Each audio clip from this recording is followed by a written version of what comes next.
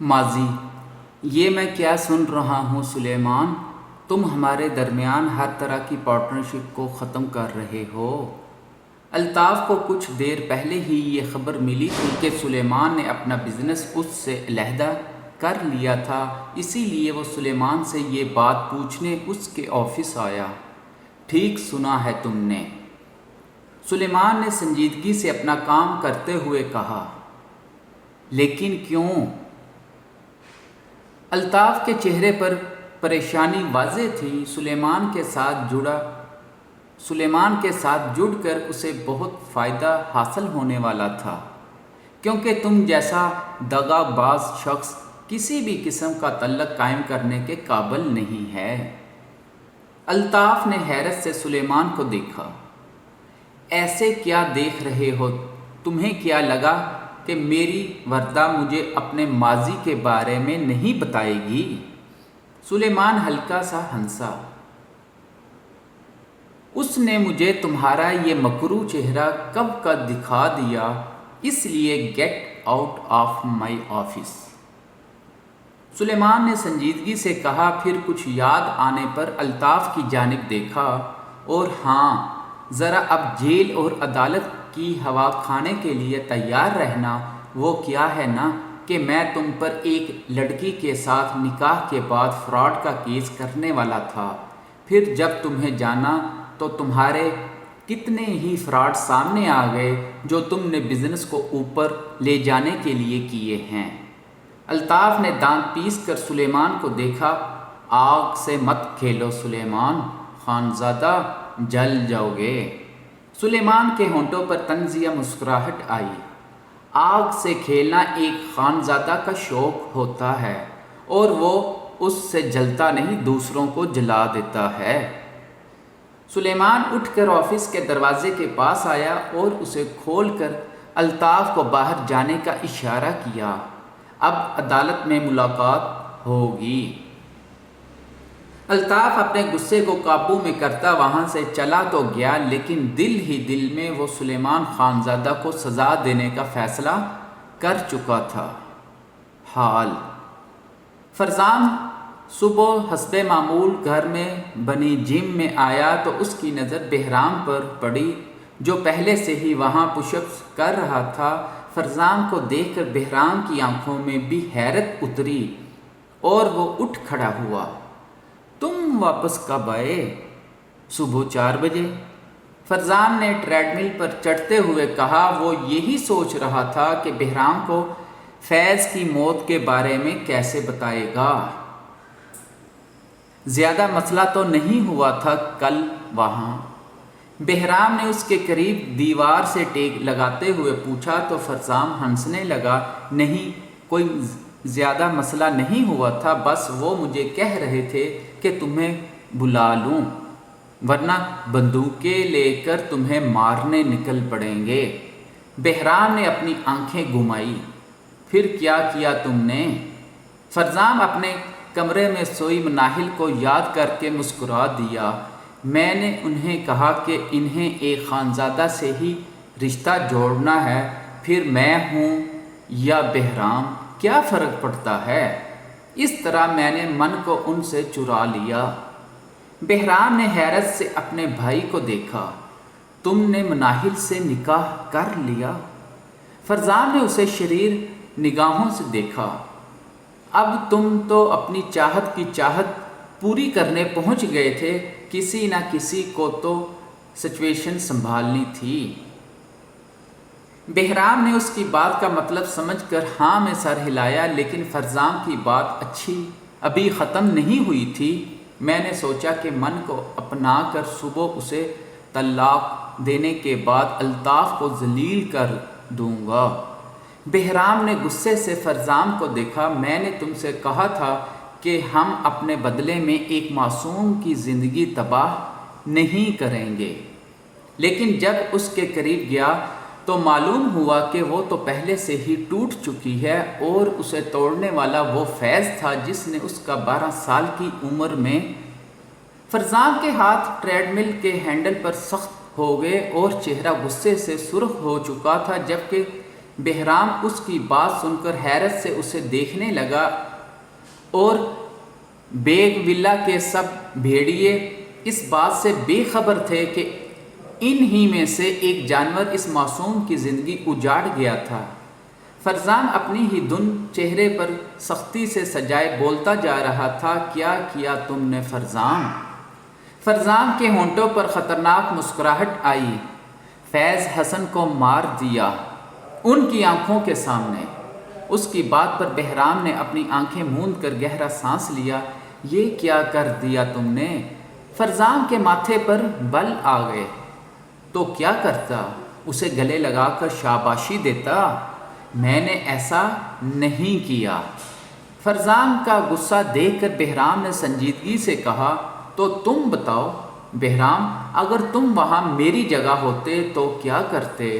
اس درندے کو چھوڑ دیتے جس نے ایک 12 سال کی بچی پر ظلم کیا، اور وہ بھی وہ بچی جو اس کی بیٹی کی جگہ تھی۔ فرزام ٹریڈ مل سے اتر کر بہرام کے سامنے آیا اور غصے سے مٹھیاں بھینچتے ہوئے پوچھنے لگا، ہاں چھوڑ دیتا اسے، لیکن صرف تب کے لیے، اور بعد میں اسے ایسی سزا دیتا کہ ایسا کام کرنے والے کی روح کانپ جاتی، لیکن یوں سب کے سامنے آ کر دشمنی مول نہیں لیتا۔ فرزام نے مسکرا کر اپنے بھائی کو دیکھا جس کے چہرے پر یہ بات کہتے ہوئے کسی قسم کا تاثر نہیں تھا۔ تمہارا یہ سٹائل ہوگا، لیکن فرزام خانزادہ دشمن کی آنکھوں میں جھانک کر اسے للکارنا پسند کرتا ہے۔ فرزام اس سے دور ہوا اور ایک ڈمبل اپنے ہاتھ میں پکڑ لیا۔ رہی الطاف حیدر کو برباد کرنے کی بات تو تم مجھے ایک موقع دے کر تو دیکھو، اس کی زندگی اس قدر اذیت ناک بنا دوں گا کہ موت کی بھیک مانگے گا تو بھی نہیں ملے گی۔ فرزام کے لہجے میں بہت زیادہ نفرت تھی۔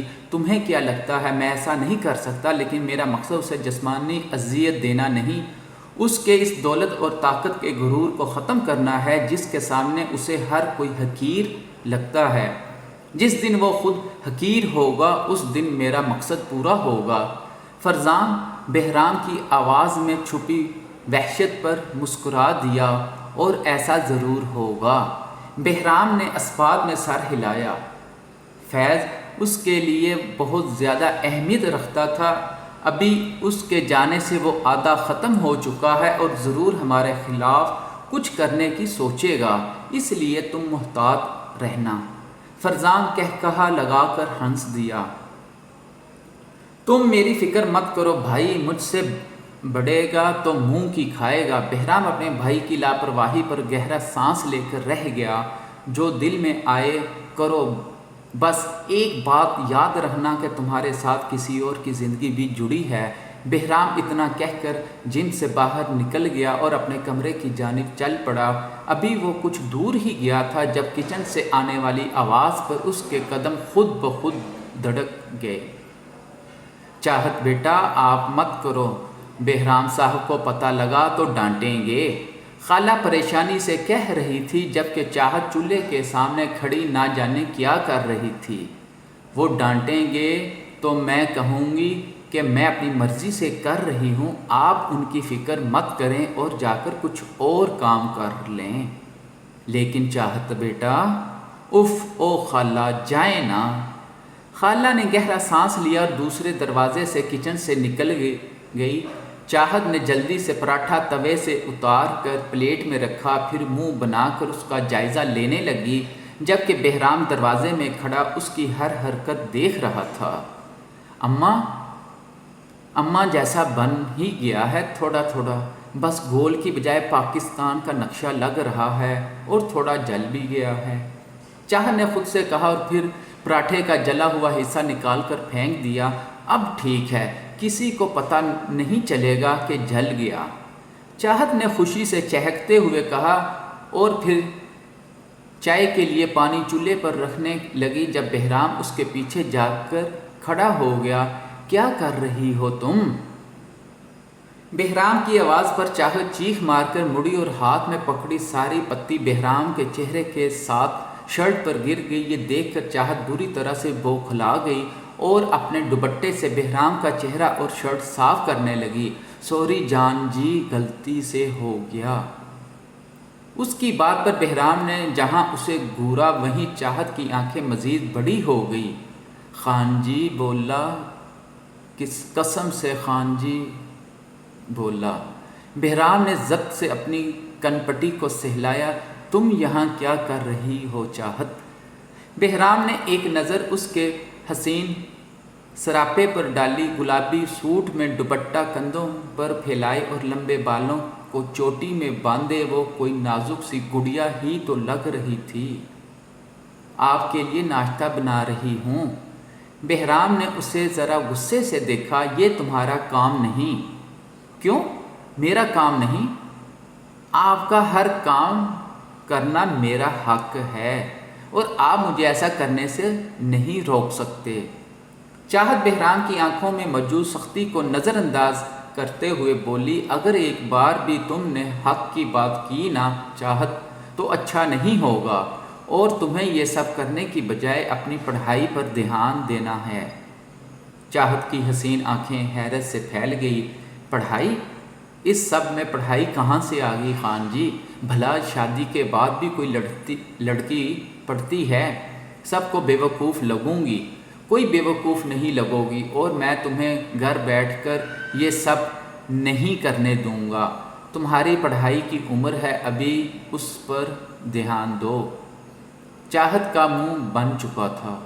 جاؤ تیار ہو، میں آفس جانے سے پہلے تمہیں کالج چھوڑ دوں گا۔ لیکن خان جی، تم نے سنا نہیں میں نے کیا کہا چاہت؟ بہرام کے روب سے کہنے پر چاہت خوف سے اچھل پڑی اور اپنے دوپٹے کا کونا ٹٹولنے لگی۔ میرے پاس کتابیں نہیں، وہ تو میرے گھر پر رہ گئی تھی۔ چاہت نے بہانہ بنانے کی کوشش کی۔ ٹھیک ہے، ہم کالج جانے سے پہلے اماں جی کے پاس جائیں گے، اس طرح تم وہاں سے اپنی کتابیں لے لینا اور ان سے مل بھی لینا۔ چاہت نے برا سا منہ بنا کر اس بات میں سر ہلایا۔ بہرام وہاں سے چلا گیا تو چاہت نے غصے سے اپنا پیر پٹکا۔ ہیں کیا یہ گوریلا، کنگ کانگ، وڈ ڈائناسور سب کی ملی جلی فارم میں ہیں۔ چاہت بڑبڑاتے ہوئے اپنے کمرے میں آئی اور اپنا یونیفارم نکالنے لگی۔ اوپر سے میری قسمت دیکھو، ان کے شوہر ہونے کی وجہ سے کسی کو ترس بھی نہیں، ان کے شوہر ہونے کی وجہ سے کسی کو کوس بھی نہیں سکتی، اپنا ہی کارنامہ ہے یہ۔ چاہت نے یونیفارم کو دیکھتے ہوئے کہا، پھر کچھ سوچ کر ہونٹوں پر شرمیلی سی مسکراہٹ آ گئی۔ لیکن دنیا کے سب سے پیارے کنگ کانگ ہیں۔ چاہت اپنی بات پر خود ہی ہنس دی اور یونیفارم چینج کرنے چلی گئی، کیونکہ اس نے سوچ لیا تھا کہ بہرام کے دل میں اترنے کے لیے بالکل ویسا بنے گی جیسا وہ چاہتا ہے، ایک بات ماننے والی اچھی بیوی۔ فرزام جم سے اپنے کمرے میں آیا تو نظر بیڈ پر سوئی مناہل پر پڑی، جو کسی بچے کی مانند پرسکون نیند سو رہی تھی۔ اسے دیکھ کر ہی فرزام کے ہونٹوں پر ایک مسکراہٹ اور دل میں سکون کی لہر اٹھی تھی۔ وہ مسکراتے ہوئے مناہل کے قریب آیا، لیکن تبھی مناہل کا سکون اضطراب میں بدلا تھا۔ پہلے تو چہرے پر بہت زیادہ خوف آیا اور پھر وہ نیند میں ہی سسکنے لگی۔ من اٹھو میرا جنون، کیا ہوا؟ فرزان نے اس کے کندھے پر ہاتھ رکھا اور اس کے ایسا کرتے ہی مناہل کی سسکیاں چیخوں میں بدل گئی۔ نہیں، پلیز نہیں۔ مناہل چیختے ہوئے فرزان سے دور ہوئی تو فرزان کی آنکھوں میں وحشت اتری۔ دل کر رہا تھا کہ کاش فیض زندہ ہوتا تو اسے پھر سے مار دیتا۔ من میرا جنون، یہ میں ہوں، یہاں آؤ میرے پاس۔ فرزان نے اسے اپنے قریب بلایا تو مناہل سہم کر مزید دور ہو گئی، اور یہ فرزان کو کہاں گوارا تھا، اسی لیے وہ بیڈ کی دوسری طرف آیا اور اسے ہاتھ سے کھینچ کر کھڑا کرتے ہوئے اپنی آغوش میں بھینچ لیا۔ ایک مضبوط وجود کو خود کو جگڑتا محسوس کر کے مناہل بری طرح سے مزاحمت کرنے لگی۔ من مت ڈرو میرے جنون، مت کتراؤ، تم یہاں محفوظ ہو، میرے قریب کوئی تمہیں نقصان نہیں پہنچا سکتا۔ فرزان نے مناہل کے کان میں سرگوشی کی تو کچھ ہی دیر میں مناہل کا جسم کانپنا بند ہو گیا اور وہ فرزان کی پناہ میں بالکل ساکت ہو گئی۔ فرزان کو یہ کچھ ٹھیک نہیں لگا۔ اس نے مناہل کو چہرہ سے سر سے تھام کر اپنے سینے سے لگایا تو اسے پتہ چلا کہ مناہل سانس تک نہیں لے رہی تھی۔ من سانس لو، فرزان نے اسے حکم دیا، جبکہ مناہل تو ایسا لگ رہا تھا اس کی بات سن ہی نہیں رہی تھی۔ فرزان اچانک ہی اس کے بہت قریب ہوا تو مناہل مزید سہم گئی۔ سانس لو من، ورنہ تمہیں اپنی سانسیں دے دوں گا اور یہ تم سے برداشت نہیں ہوگا۔